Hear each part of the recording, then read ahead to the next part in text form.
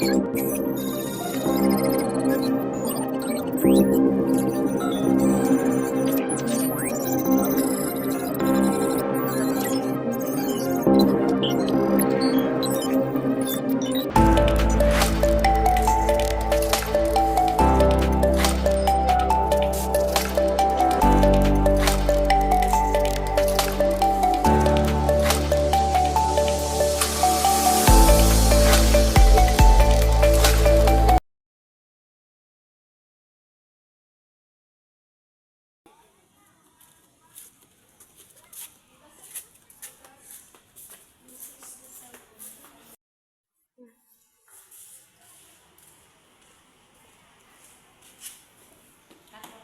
morning, pupils. Good morning, ma'am.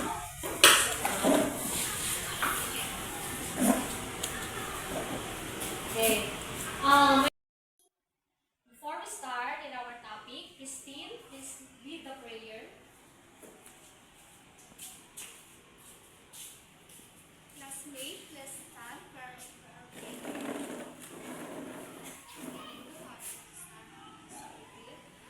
Almighty Father, we praise and thank you for this day. Watch over us as we go about our work and studies. Help us in every way so that we become the children you want us to be. Amen. But please pick up the rubbish first under your chair. And give me a seat. Okay. I have a question. Who among you here use technology? Okay, Christine? What some technology you use? Laptop, ma'am. Okay, what kind of? Cell phone. Okay, because the topic that we'll discuss for today is all about technology. Okay, in this 21st century, the pupils should be literate enough to use technology. And I have here the topic, the safety rules using technology.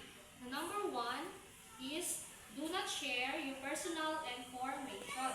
Okay, I have a question. Anong dapat himuon ninyo kung may gapamangkot sa inyo? Okay lang. Kung may nagapamangkot sa inyo, anong dapat hindi mo himuon? Hindi mo pagtubo ang iyong mga personal details.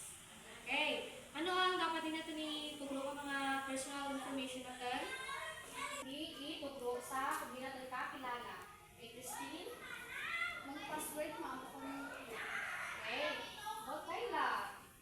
personal details mo. Okay, very good.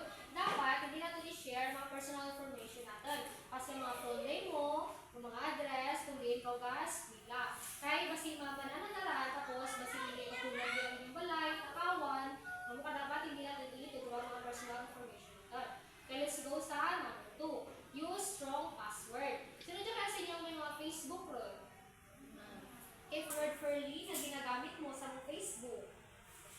Ang ano lang ma'am, ang 1, 2, 3, 4 ma'am, para ano lang, dasig ko lang tanang ma-memorize. Kanit na tayo. Okay, pero dapat ang password na gamitin mo is dapat maka-strong ka ng password. So, ano mga dapat mga strong password na i-gamitin nyo? Kasi ano? Steve. Ngaran mo, number, may hashtag at mga asterisk. Okay, very good. Ano dapat kaya ng password na gamitin mo para mga hard to guess, para mga hackers, hindi na talaga na malaan ang mga password mo. So, dyan para is mga private information mo is hindi na nalagay mamanaan. Kama, okay, let's go sa number 3. Be kind online. So, dyan kaya kung may mga post, tapos ma-comment, isang da. Kapag Berlin, Yes ma'am. okay, dapat hindi pagimuonran. Dapat be kind sa online. Kaya basta ang tao mo gina-comment mo to or ginaamalan is stress ka na rin sa ng life. Tapos saya kita na. Tapos wala ka man is nagpabigti ka na.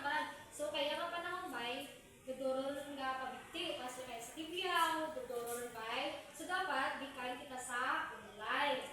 Okay, so number 4 is do not download unknown files.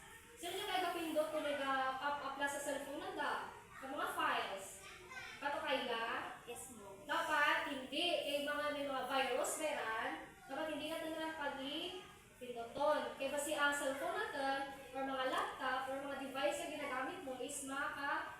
virus. So, mas hindi mo na magamit, maghahang lang ka na, tapos ma-full storage ka mag-isa, so hindi mo na magamit, kay na-virus na ng mga cellphone, mga gadget na ginagamit.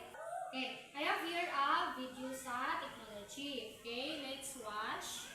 Everyone.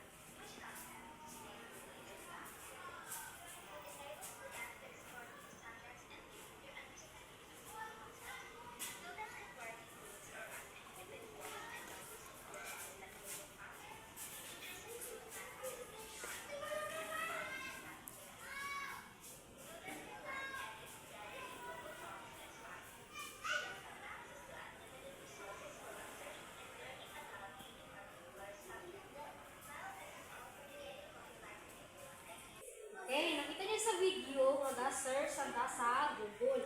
So sa inyo, mga bata, ano ang mga gina-search niyo? Anong ginagamit niyo mga pang-search? Christine.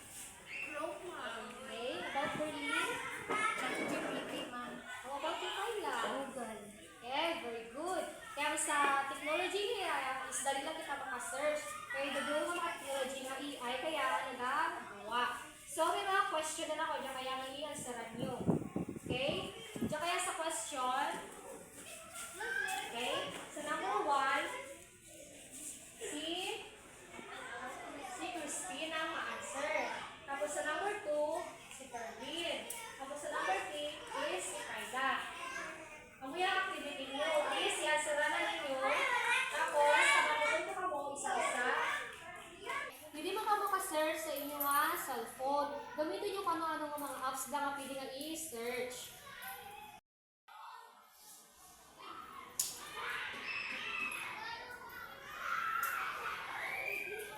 Sa notebook nyo, i-butang ang inyong answer. Pagkatapos ka ran, isa-isahan mo ka mo pamangkot. Okay? I-display na lang yung answer sa pamangkot sa number 1. Technology helps me learn in school through online lessons, educational apps, and easy access to information that makes studying faster and more fun. Very good. Okay, Ferlin, anong yung answer sa number 2? As a user of technology, it is hard for me because before you can use technology, you should learn first how to use it. Okay, very good. Okay, Kayla, ano yung answer sa number 3? Cell phones help us use Google because it lets us access the internet anytime and anywhere. With just a few taps, we can open Google and type for, say, our questions. Google then show any answer like website, pictures, and videos. Very good.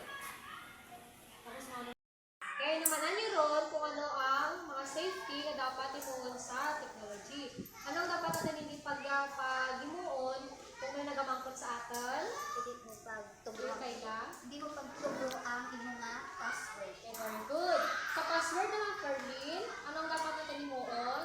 Use strong password. Very good. Dapat sa Facebook, dapat kita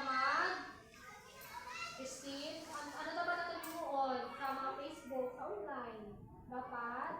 Sabi ko rin na, basta depression ko, hindi na kumentan mo. Okay, dapat di kayo ikaw sa online. Okay, dapat sa mga files man, dapat hindi ka magpapindot-pindot lang. Kaya kasi may mga virus na mga nakabutang dyan para sa files. Okay, may naiintindihan wala ka mo mga bata? Yes, ma'am. Very good. So, dyan lamang kita, tapos wala na klase. Goodbye, class! Goodbye, ma'am.